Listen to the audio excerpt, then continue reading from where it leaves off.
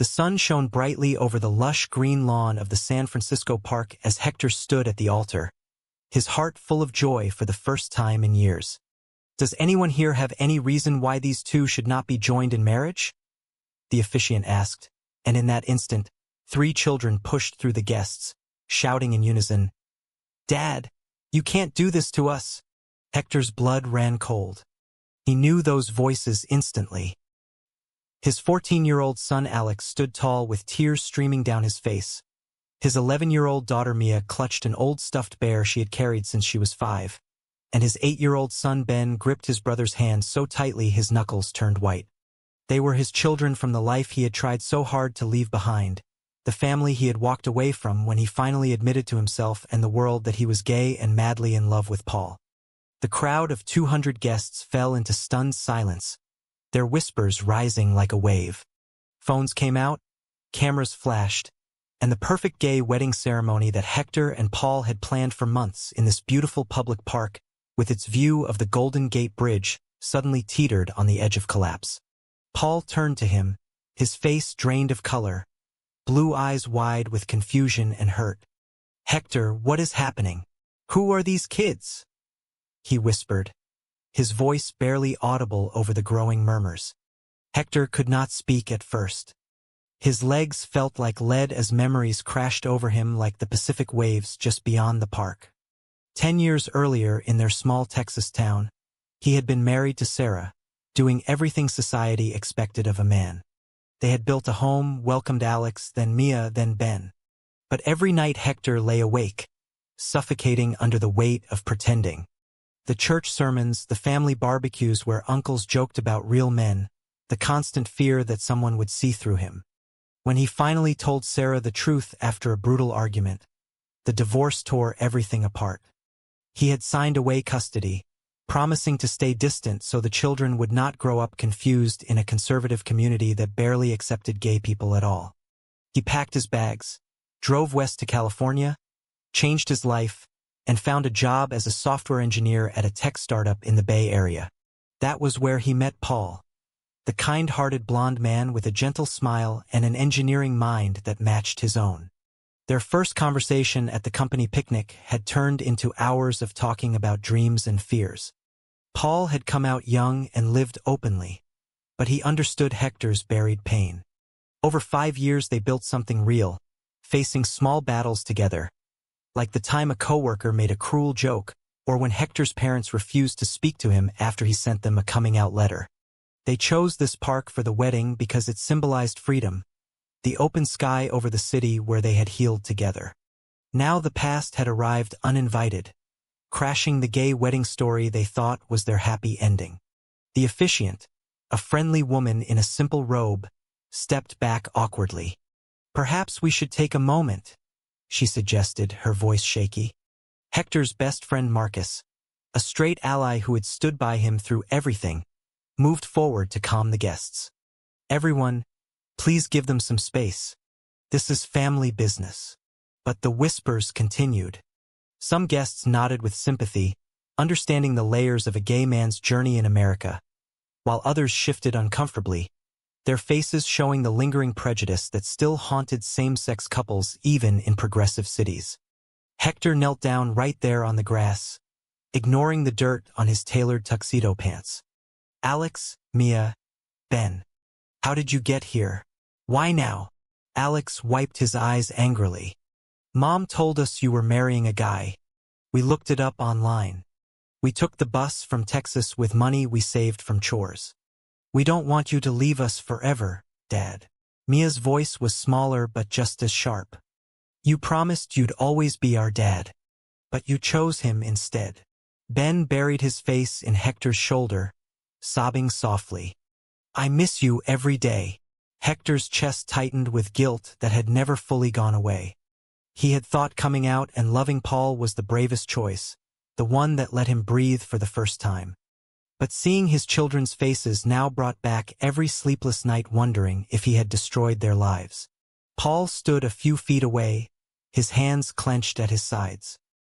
He had known about the children from late-night conversations where Hector poured out his regrets, but he never imagined they would appear like this on their wedding day.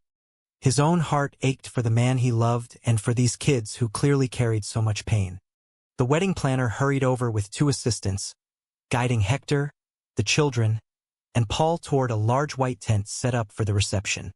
"Let's move this inside so we can talk privately," she said gently. As they walked, Hector glanced back at the altar where their rings still waited on a small table. The gay wedding he and Paul had dreamed of felt suddenly fragile, like glass about to shatter under the weight of his past decisions. Inside the tent, the noise of the crowd faded, but the real storm was only beginning. Hector sat on a folding chair, pulling his children close, while Paul hovered nearby, ready to support but unsure where he fit in this moment. The emotional journey that had brought them here was far from over. Hector's mind raced as he held his children in the quiet tent, the scent of fresh-cut grass and distant ocean air mixing with the faint smell of their travel-worn clothes. He had not seen them in person for nearly 6 years, only through occasional video calls that Sarah allowed when she was feeling generous. Those calls had always ended in awkward silences, with Hector struggling to explain why he lived so far away and loved another man. Now they were here, real and hurting, forcing him to confront the choices that had shaped his identity. Paul sat across from them on another chair, his expression a mix of compassion and quiet fear.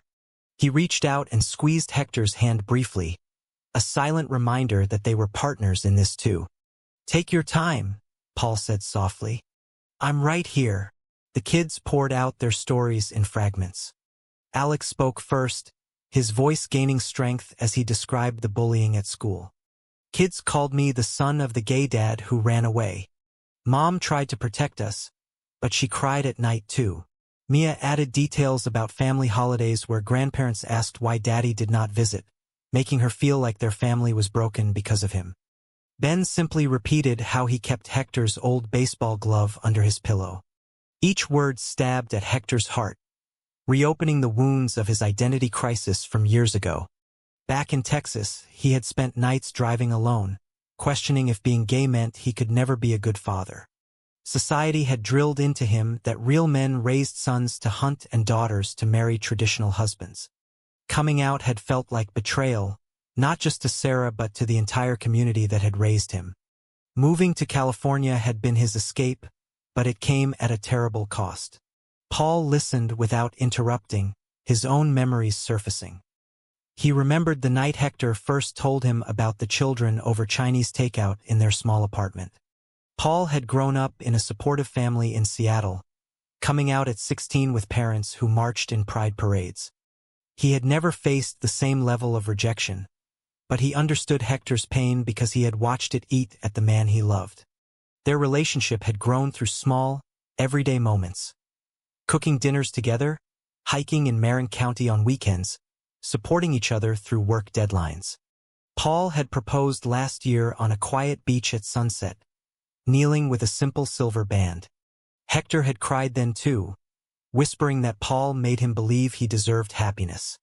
But happiness now seemed tangled with guilt.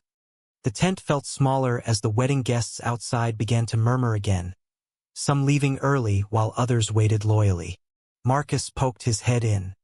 "The officiant says we can resume when you're ready," but the press got wind of it. Some local blogger is already posting about the gay wedding interruption. Hector winced. Societal prejudice was never far away, even in San Francisco. He thought of the articles he had read about same-sex couples fighting for family rights, the court battles over custody, the comments online calling gay fathers unfit.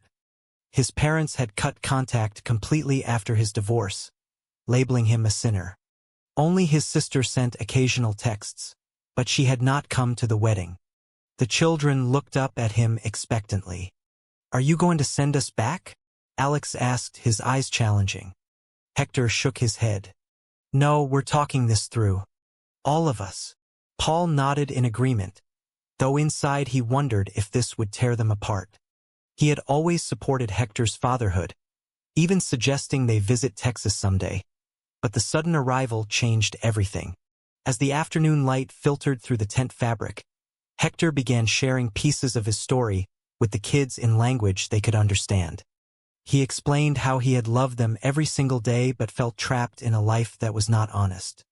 Being gay isn't a choice, it's who I am, and loving Paul doesn't mean I love you any less, he said, his voice cracking.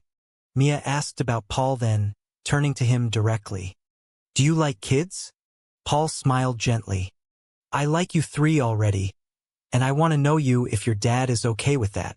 The conversation stretched on, filled with questions and tears. Ben fell asleep against Hector's chest, exhausted from the long bus ride. Outside, friends started playing soft music to keep the mood calm, a playlist Hector and Paul had chosen for the reception. The emotional layers built higher. Hector's internal conflict between the father he wanted to be and the man he had become, Paul's quiet strength holding the space for all of them, and the children's raw confusion about love and family in a world that still judged gay relationships harshly. By late afternoon, the wedding planner brought water and snacks. Guests peeked in occasionally, offering support. One lesbian couple who had married here last year shared their own story of blended families. It reminded Hector that he was not alone in this struggle. Yet the guilt remained heavy. He had made a pivotal choice years ago to pursue authenticity, but now he saw the consequences in his children's eyes. Paul pulled him aside for a moment while the kids ate. Whatever happens, I love you. We can figure this out as a team. Hector nodded, but doubt lingered. The gay wedding vows they had written felt distant now, replaced by the immediate need to heal old wounds. The day that started with joy had turned into a test of everything they believed about love, identity, and responsibility. Inside the tent the air grew warmer as the sun climbed higher, casting golden patterns across the white fabric. Hector continued talking with his children, answering their questions one by one, while Paul sat quietly nearby, offering encouragement with small nods. Alex wanted to know why Hector never fought for custody. Mom said you gave up because you were ashamed, the boy said bluntly. Hector took a deep breath, choosing honesty over easy answers. I was ashamed, but not of being gay. I was ashamed that I had pretended for so long and hurt your mom. I thought staying away would make things easier for you three. Mia challenged him next. But it didn't. We see pictures of you and Paul online. You look happy, but we feel left behind. Ben woke up and asked simply if Paul was nice. The questions revealed layers of misunderstanding built over years of silence and distance. Paul stepped in gently when the kids directed questions at him. He shared light stories about his own childhood, how his family had accepted him immediately, and how he hoped one day to meet theirs. Family isn't just blood. It's the people who choose to stay and love you through the hard parts, he said. Hector felt a surge of gratitude for Paul's patience, remembering how Paul had helped him through therapy sessions where he unpacked years of internalized prejudice.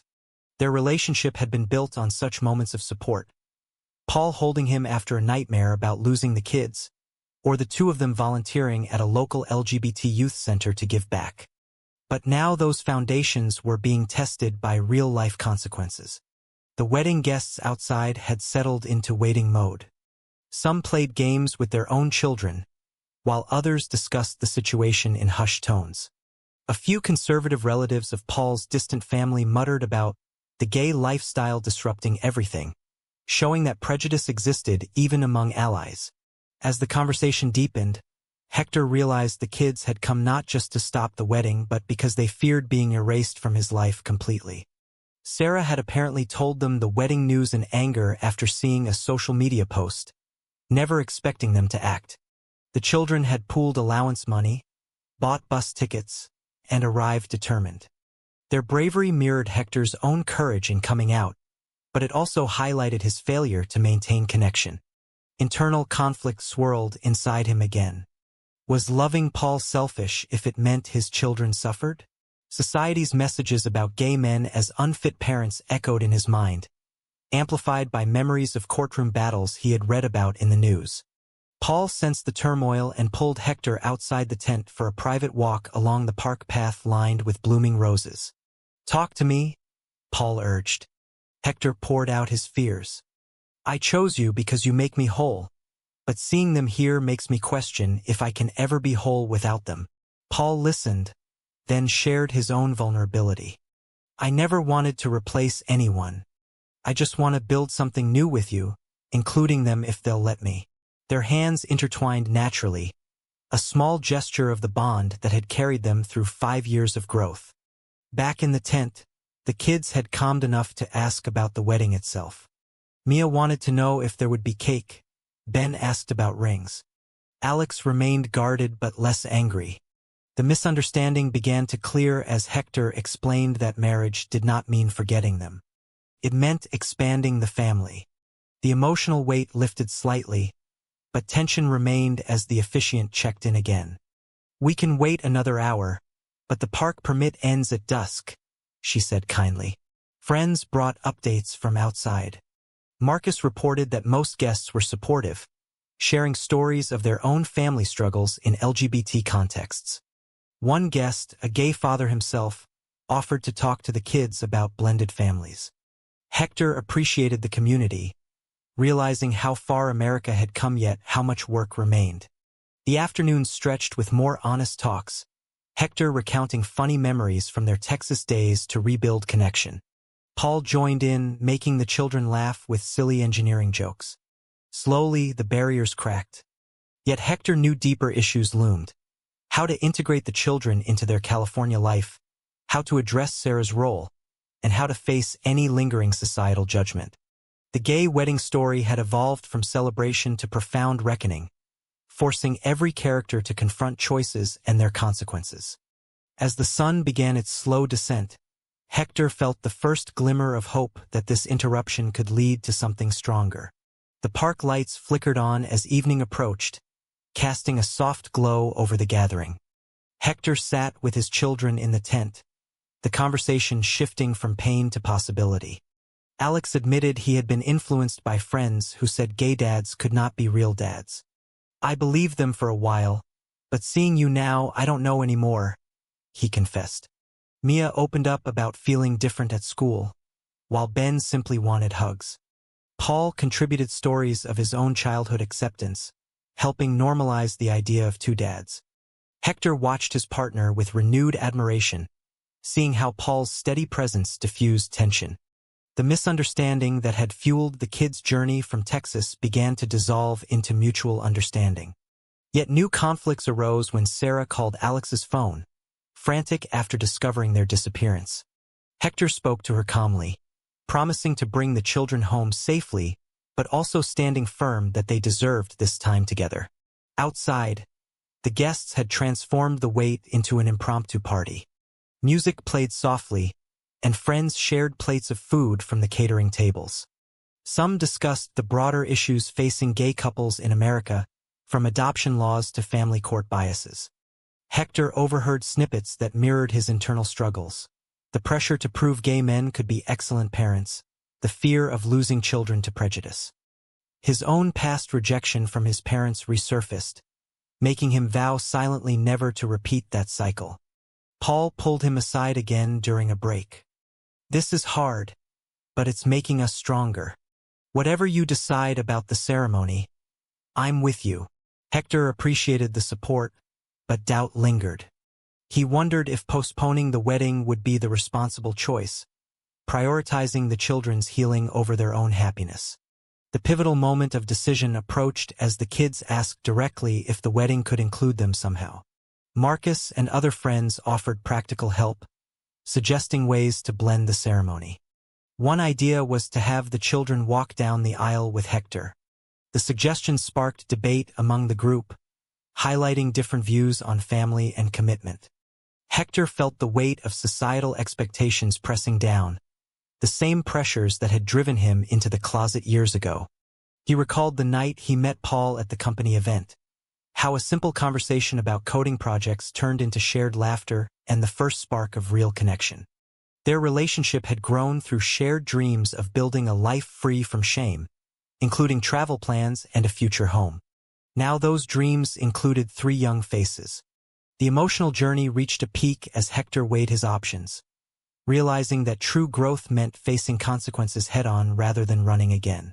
As dusk settled, The children grew tired but excited at the possibility of staying. Ben asked if Paul could be like a second dad. The question hung in the air, full of potential and fear. Paul answered honestly, "I'd be honored if you all wanted that, but only when you're ready."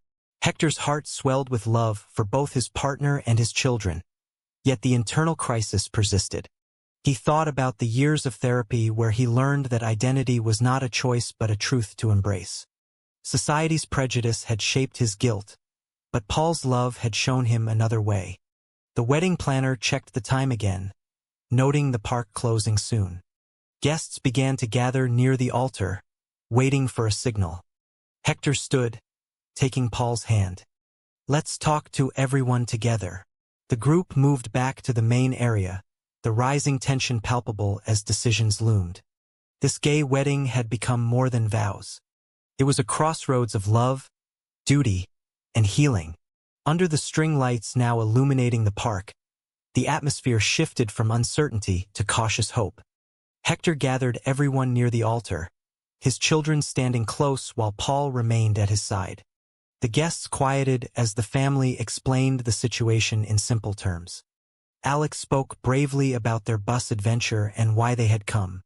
The crowd responded with applause and supportive words, showing the community that had formed around Hector and Paul. Yet the real turning point came when Mia pulled a crumpled paper from her pocket. "We made a song on the bus," she said shyly. "It's about family." The children huddled together, their young voices starting soft but growing stronger. The lyrics were simple, written from the heart. Lines about missing Dad, learning that love comes in different ways, and hoping for a home where everyone belonged. Ben sang the chorus with pure innocence, his voice cracking on high notes. Hector listened, and something inside him broke open. The song spoke directly to his deepest fears and longings, bridging the gap between his past and present. Tears welled up uncontrollably as the melody filled the evening air. Paul placed a steady hand on his shoulder, but Hector could not hold back the sobs.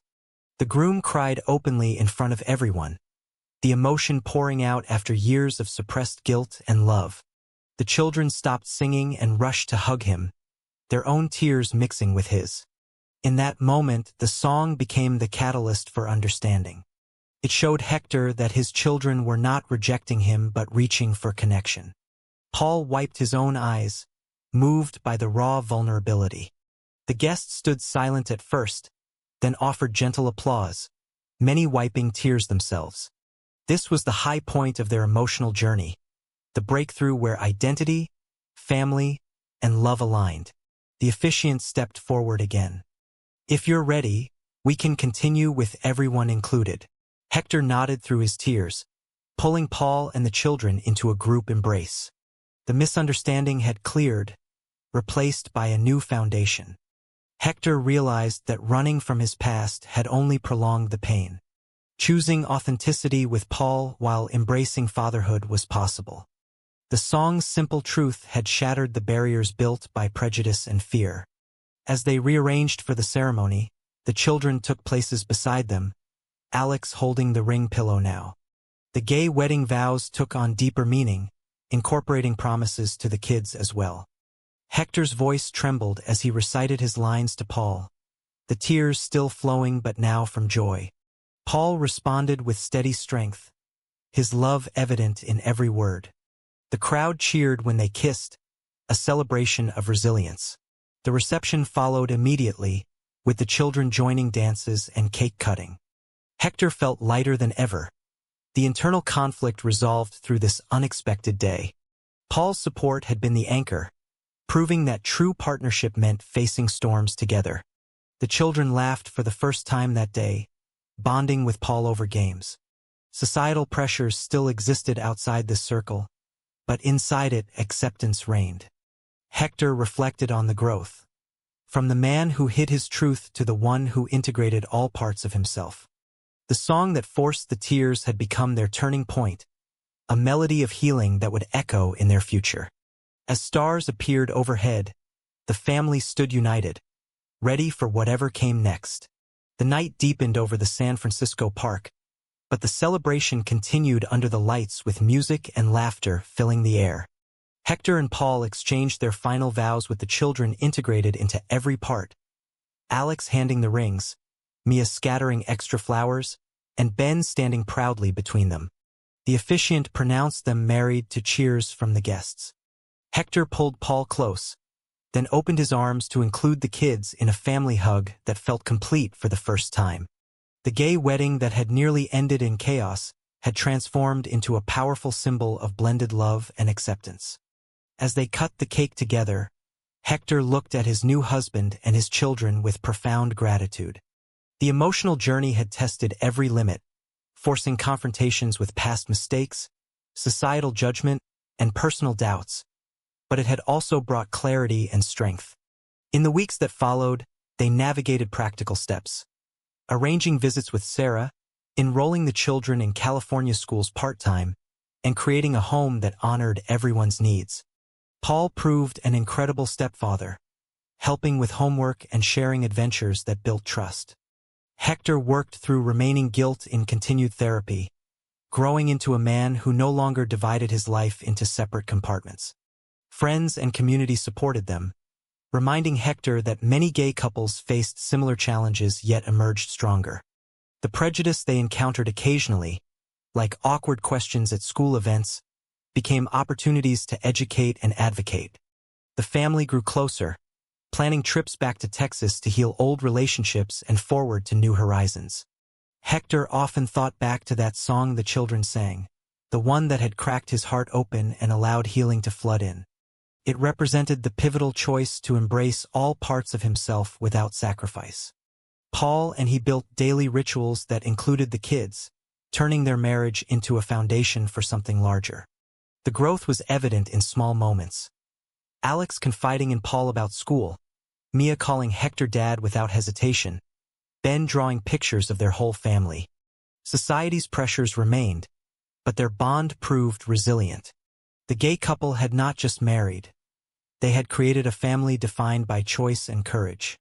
Looking at the stars that night after the guests left, Hector whispered to Paul, "Thank you for standing with me through everything."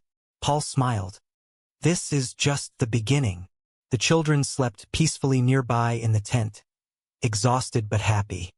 The story of their love had come full circle, from interruption to unity.